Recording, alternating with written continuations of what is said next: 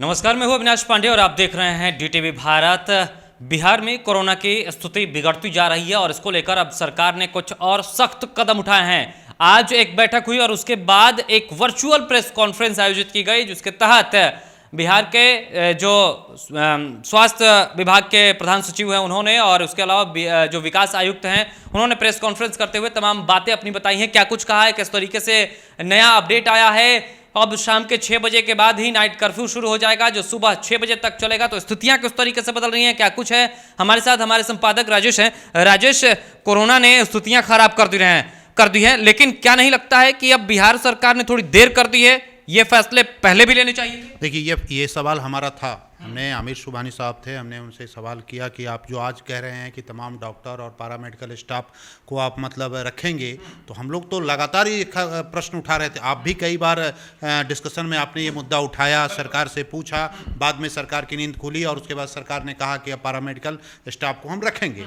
लेकिन आज भी जो स्थिति है, सरकार काफ़ी विलंब कर चुकी है। इसे कोरोना को बिहार सरकार या फिर केंद्र सरकार ने गंभीरता से नहीं लिया और बहुत हल्के में ये लोग समझे कि अब मामला खत्म हो गया है, अब हम आम जनजीवन की तरह आम दिनों की तरह ज़िंदगी शुरुआत करेंगे। लेकिन यहाँ सरकार फंस गई है, सरकार के पास जवाब नहीं है। आप अगर फेस रीडिंग अगर आप करें, आमिर सुबहानी साहब से जब सवाल पूछा जा रहा था तो वो सवाल के जवाब देने की स्थिति में नहीं थे। कई बार वो फंसे हैं। अनुपम कुमार ने यहाँ तक कहा कि ये आज जो आदेश जारी किया जा रहा है, इसको लेकर कोई सवाल है तो पूछिए, अन्यथा अगर आप दूसरा सवाल पूछ रहे थे तो वो जवाब नहीं दे रहे थे। चाहे बात ऑक्सीजन की कमी को लेकर हो, तमाम सवाल पत्रकारों ने पूछे। और तो वर्चुअल प्रेस कॉन्फ्रेंस किया गया, इसमें तो कई लोगों को समझ में नहीं आया, कई लोग बढ़िया से जुड़ नहीं पाए। कहीं पर अगर बढ़िया से नेटवर्क नहीं आया तो वहां से सवाल कट रहे थे और स्थितियां उस पर जवाब नहीं मिल पाए। थोड़ी तकनीकी प्रॉब्लम थी और इसको लेकर भी क्लियर नहीं आ रही थी। ये कई बार ये लोगों ने ट्रायल किया, कभी आमिर सुबहानी की आवाज़ नहीं आ रही थी, कभी प्रत्यय अमृत जी की आवाज़ नहीं आ रही थी, एक दूसरे से ये कनेक्ट नहीं कर पा रहे थे, तकनीकी खराबी थी। लेकिन खैर वो अलग मसला है। लेकिन आज जो इस मसले पर प्रेस कॉन्फ्रेंस हुआ कि अब 4 बजे तक ही दुकानें खुलेंगी।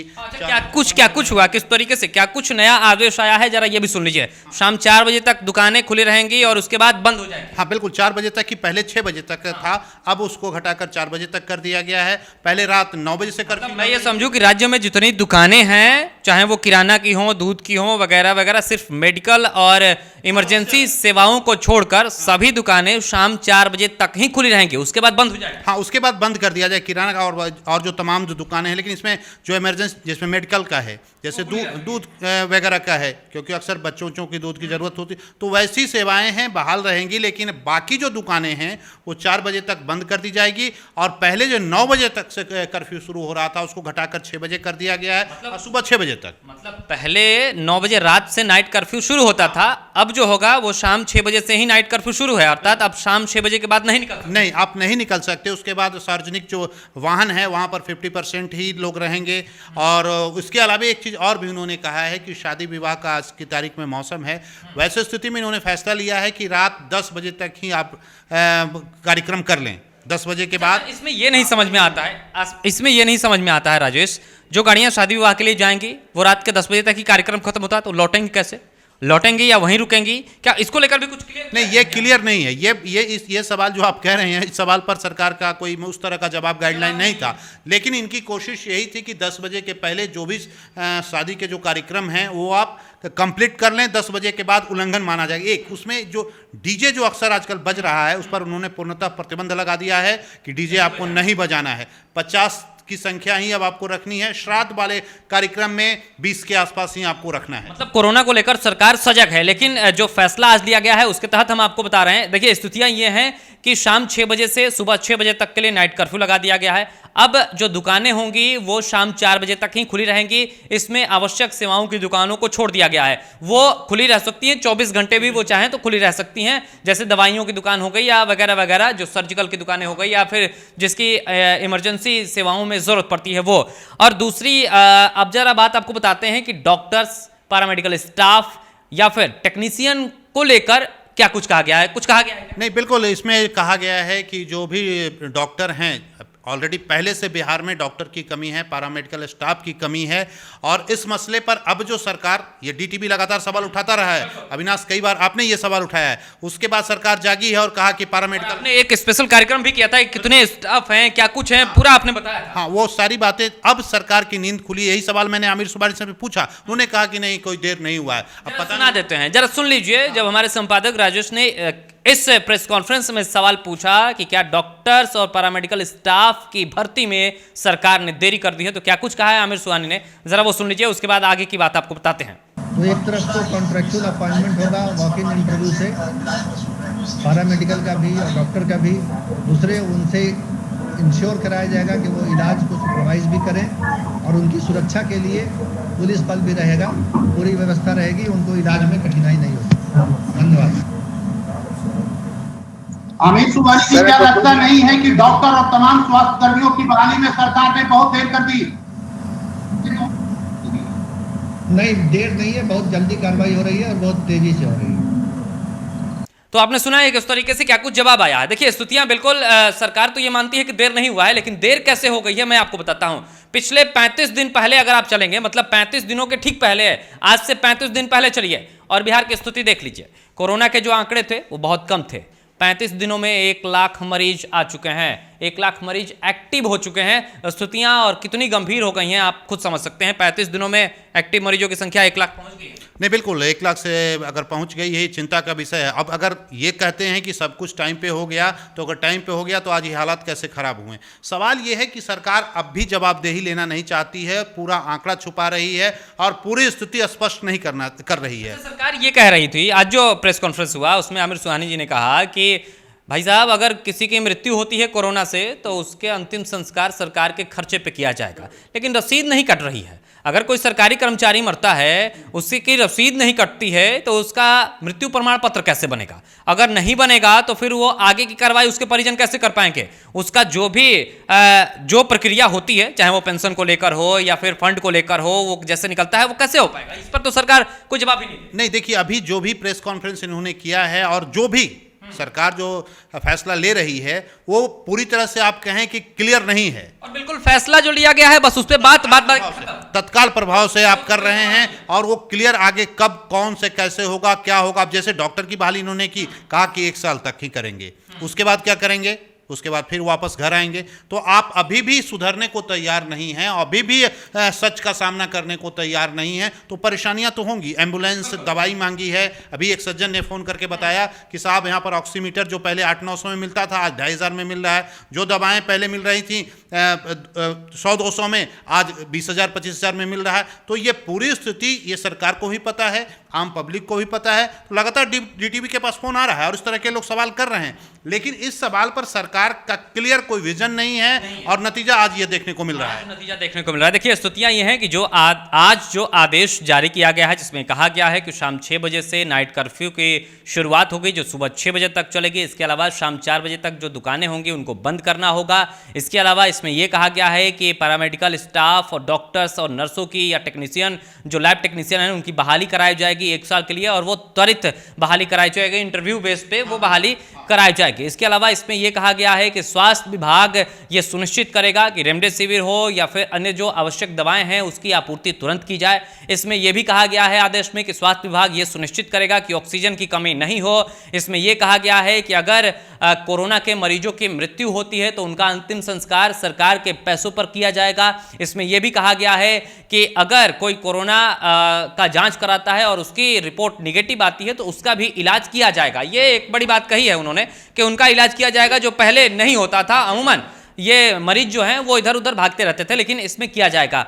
और कुछ विशेष बातें कहेंगे? नहीं, कुल मिलाकर जो आपने बताया यही बातें थी, और इस पूरे बात को अगर देखने के बाद ये कहा जा सकता है कि सरकार देर से जागी है, लेकिन जो भी अभी फैसले लिए जा रहे हैं वो फैसला कितना ज़मीन पर उतरेगा, ये एक बड़ा प्रश्न है। इसकी मॉनिटरिंग कौन करेगा? अब जैसे एम्बुलेंस की बात हो रही है, और जो आपने बताया कि तमाम लोगों के जो कोविड से प्रभावित जो मृत्यु हैं उनको मृत्यु प्रमाण पत्र कब मिले, ये तमाम जो टेक्निकल प्रॉब्लम आएंगी, ग्राउंड लेवल पे जो प्रॉब्लम आएगी, उसका समाधान कैसे होगा, उसका जवाब इस प्रेस कॉन्फ्रेंस में नहीं था। और सवाल है कि अगर कोई कंप्लेन करेगा तो आज की जो स्थिति है, पहले एक धारावाहिक चलता था ऑफिस, उसमें पंकज कपूर वगैरह तमाम एक्टर हुआ, तो अभी जो ये बस ये हाँ बिल्कुल, ये प्रेस कॉन्फ्रेंस बनाम प्रेस कॉन्फ्रेंस का खेल चल रहा है। ये सिर्फ आईवास अपना कर रहे हैं, लेकिन ग्राउंड लेवल अभी कई इन्होंने प्रेस कॉन्फ्रेंस किया है, लेकिन आप जरा देखिए एनएमसीएच आज भी हड़ताल है, दवा की आपूर्ति नहीं है, ऑक्सीजन की आपूर्ति नहीं है। और इनसे जब एक चीज़ और भी देखिए, सवाल जब पूछा गया, आमिर सुबहानी साहब थे, हालांकि प्रत्यय अमृत साहब चले गए क्योंकि उन्हें हाईकोर्ट में हेयरिंग हो रही है, 6 बजे उन्हें वहाँ उपस्थित होना था, लेकिन जब इनसे कोई भी सवाल उससे संबंधित पूछा गया तो बोले कि वो प्रत्यय अमृत साहब देंगे जवाब, वो है नहीं, तो जवाब देंगे। स्वास्थ्य विभाग का ये मामला है, वो रहते तो जवाब देते। तो देखिए, जब अधिकारी ही नहीं रहेंगे तो जवाब कौन देगा? को रखना चाहिए ना। अगर आप प्रेस कॉन्फ्रेंस कर रहे हैं तो प्रत्यय अमृत जी के जगह पर किसी दूसरे अधिकारी को रखते कि प्रॉपर जवाब दे पाए। तो आप सिर्फ एक मतलब औपचारिकता पूरा करते हैं कि आप आते हैं मीडिया के सामने, अपनी बातें रखते हैं, सुनते नहीं यार निकल लेते हैं। ये बस हुआ कि ये फैसला आया है, आप इस फैसले को मानिए, लेकिन इस फैसले में हमने अभी आपको जो मुख्य बिंदु बताए यही कुछ है और इससे ज्यादा कुछ इस फैसले में नहीं है। हाँ, ये कहा गया है कि जो उल्लंघन करेगा उस पर कार्रवाई की जाएगी, लेकिन इसमें अभी कई विरोधाभास हैं। इसमें यह नहीं बताया गया है कि अगर आप रेलवे से आते हैं, रात को ट्रेन आती है, तो आप क्या करेंगे, कहाँ जाएंगे, कैसे जाएंगे? जब परिवहन ही नहीं चलेगा तो फिर कैसे जाएंगे? नहीं, उसमें फिर ये सवाल हालांकि पहले भी एक बार जब हुआ था उसमें सवाल किया गया था, तो वैसे स्थिति में इन्होंने कहा है कि अगर आप निकलेंगे बाहर और उसके बाद अगर पुलिस आपको पकड़ती है तो फिर आपको वो टिकट दिखाना पड़ेगा, तब आप छूटेंगे। सवाल है कि रात में कितनी परिवहन व्यवस्था, ये एक बड़ा सवाल है। कुछ बंद कर दिए जाएंगे तो फिर कौन, कोई ड्राइवर तो अपनी गाड़ी लेके आएगा नहीं, कोई नहीं आएगा। तो फिर इसमें भी कालाबाजारी होगी, इसमें भी धांधली होगी और उन्हें या तो स्टेशन पे 100 की जगह 1000 देने पड़ जाएंगे हाँ, एक यात्री को अपने घर पहुंचने के लिए। बिल्कुल नहीं तो फिर पूरी रात स्टेशन पे गुजारें, फिर सुबह 6 बजे के बाद परिवहन जब शुरू होगा तो फिर उनको घर आना होगा। ये एक है, ये है किसी तरीके से बस ये आदेश आ गया है, इसको देखिए, समझिए और पालन कीजिए, नहीं तो आप पे कार्रवाई हो जाएगी। हालांकि कार्रवाई जिस तरीके से उन्होंने कहा कि मास्क का प्रयोग, नाइट कर्फ्यू का कहीं उल्लंघन होता है तो उस पर सख्त कार्रवाई होगी। बड़ा सवाल डीटीवी भारत ये कर रहा है कि जब अररिया के फारबिसगंज के विधायक, भाजपा के विधायक हैं, वो अपने बेटे की शादी करते हैं और किसी के चेहरे पर मास्क नहीं नजर आता है, नाइट कर्फ्यू का जमकर उल्लंघन किया जाता है, तो उन पर कार्रवाई कब होगी? यहाँ पे है संयम है, कोतवाल तो डर का है। विधायक जी को पता है कि सरकार हमारी है, कौन कार्रवाई करेगा, कौन एसपी, कौन पुलिस कार्रवाई करेगी। अभी जो आमिर सुबहानी साहब कह रहे हैं कि कार्रवाई होगी, तो साहब पब्लिक फुटेज है, सबके पास पता है, यूट्यूब पे है, सारे चैनल खबरें मुन्ना शुक्ला को लेकर चली, उन पर कार्रवाई नहीं है। आपके पास फुटेज तो बोलिए, डीटीवी आपको मुहैया करा देता है, आप करें ना कार्रवाई। किसने आपको रोका है? अगर यही कार्रवाई आप कर दिए होते तो आज बिहार की स्थिति इतनी खराब नहीं होती। अविनाश, ये सिर्फ पिछले 35 दिन से इंतजार कर रहे थे कि 1 लाख से आंकड़ा बढ़ेगा तो फिर मैं तो कह रहा हूं पिछले 1 साल से इन्होंने कुछ नहीं किया।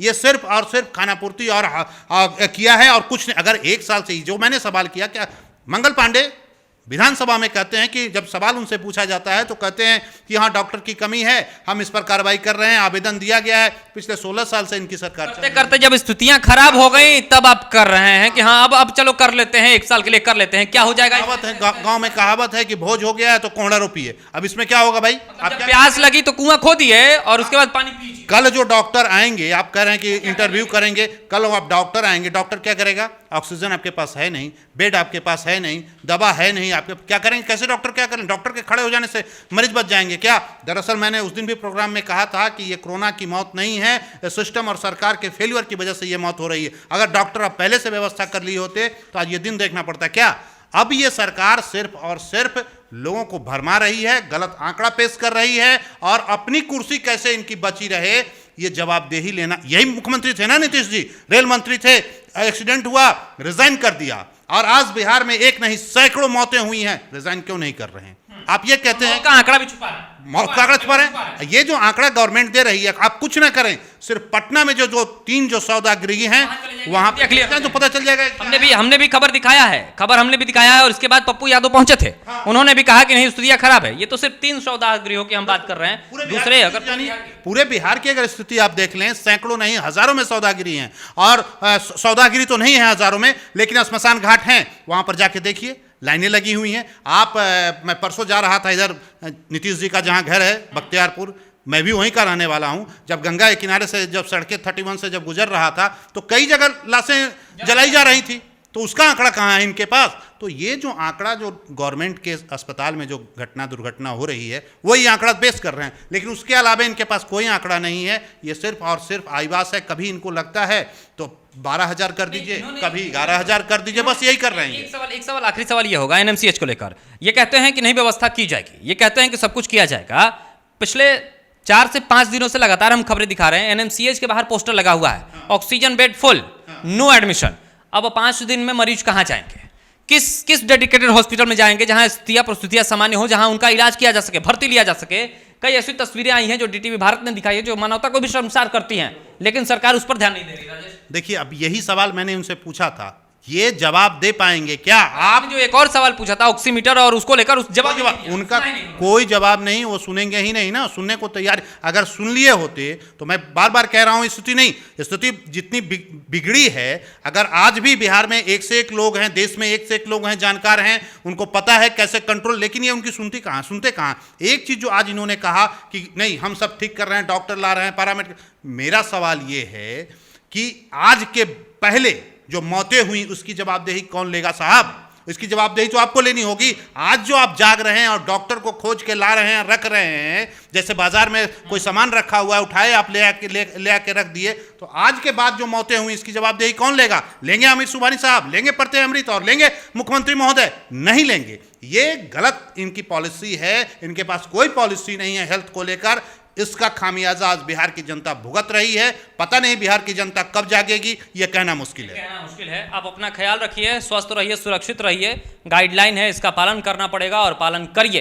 डीटीवी भारत आपसे करजोड़ प्रार्थना करता है कि सरकार के भरोसे मत रहिए, सिस्टम के भरोसे मत रहिए। आपको अपना ख्याल रखना पड़ेगा, क्योंकि आपको अपना बचाव करना पड़ेगा। शाम 6 बजे के बाद घर से मत निकलिएगा, नहीं तो आप पर कार्रवाई हो जाएगी। सुबह 6 बजे से पहले भी मत निकलिएगा, नहीं तो आप पर कार्रवाई हो जाएगी। और अगर बिना मास्क के कहीं आप निकल गए तो तुरंत चालान कट जाएगा। लेकिन अगर भाजपा के विधायक हैं, वो खुलेआम कानून तोड़ते हैं, खुलेआम धज्जियां उड़ाते हैं कोरोना गाइडलाइन की, अब तक कोई खबर नहीं आई है कि उन पर या उनके जो रिश्तेदार हैं या जो तमाम लोग हैं उन पर कार्रवाई की जाती है। ऐसी कोई खबरें नहीं हैं। और शायद खबरें कब तक आएंगी, हम आपको जब आएंगी तो बता देंगे, नहीं आएंगी तो वो भी नहीं बता पाएंगे। लेकिन हमारा सवाल सरकार से लगातार है, सिस्टम से लगातार है कि सिस्टम अगर लचर है तो इस लचर व्यवस्था को कब सुधारेंगे?